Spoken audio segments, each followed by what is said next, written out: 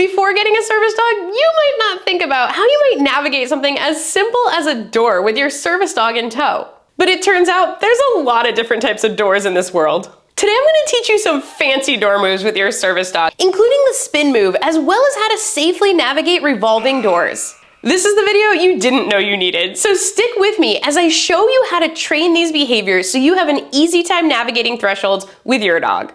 Hi, I'm Laura from DogEU, and I'm a certified guide dog mobility instructor, service dog trainer, and trick trainer with more than a decade and a half career in the service dog industry.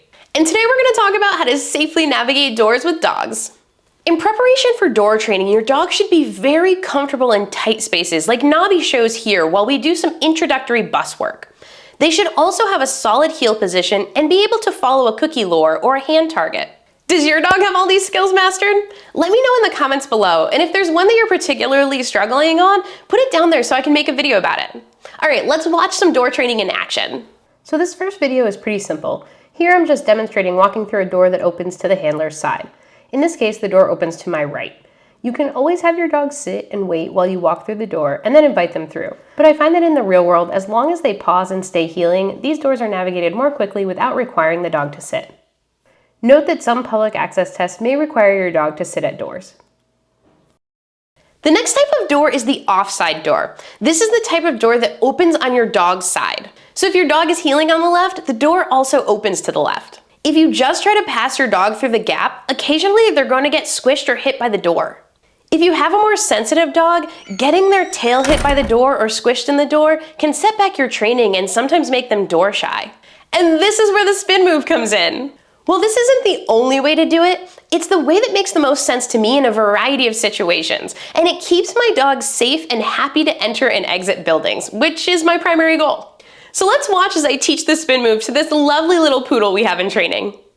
Okay, so when we're thinking about doors, we want to always choose doors, if possible, that open so that they open to the right, so the door opens to your right-hand side if your dog is on your left, but that isn't always possible, so instead we sometimes have to go through doors that open on the dog's side, and we want to be careful to not hurt their tails. She has a standy-uppy tail, so less of an issue, but for other dogs you can slam their tails in the door or their bodies, and it can make them door shy. So what we want to do is we want to plant our hand on the door, and then we're going to put our butt to the door. So we're thinking about a spin move. Butt goes to the door, opens the door, we pass the dog through the door with our back opening it, and then we have the dog come to heel on the other side. Okay, so let me do that and go all the way through so you can see what that looks like in practice. Come on, girlfriend. Hey, girl. Awesome. All right. Plant hand, butt to door, filter the dog through.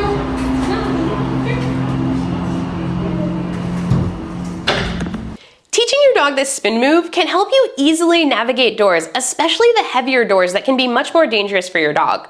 Now you could always press the accessibility button to open the door, but not all dogs have them, so prepping your dog with this spin move protocol can be really helpful. And before we move on to the exciting revolving door training protocol, if you're finding my service dog training videos helpful, head on down and boop that like button. Doing so lets me know that you're getting value from these videos and that you want me to make more practical dog training videos. So head on down and boop it. Jake Coolip and I would be so grateful.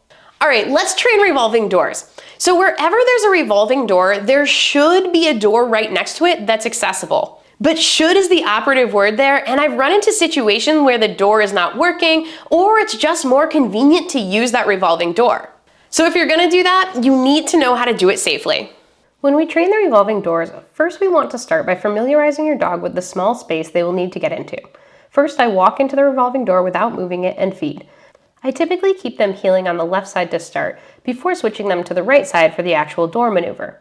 Revolving doors go counterclockwise, and we want to give our dogs the most space possible so that their tails don't get caught in the door.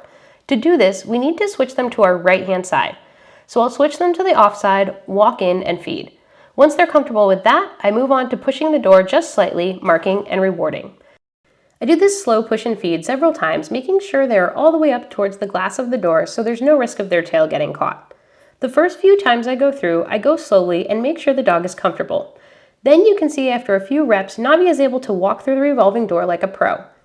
You can see by the end of the session, she's sticking with her trainer, pausing when appropriate, and not stressed by the tight space navigation. Great job, Navi! And if you liked this video and want to have access to more than 150 Patreon exclusive training videos, along with a live Q&A with me, you can join the DoggyU community for just $3 at patreon.com/doggyu.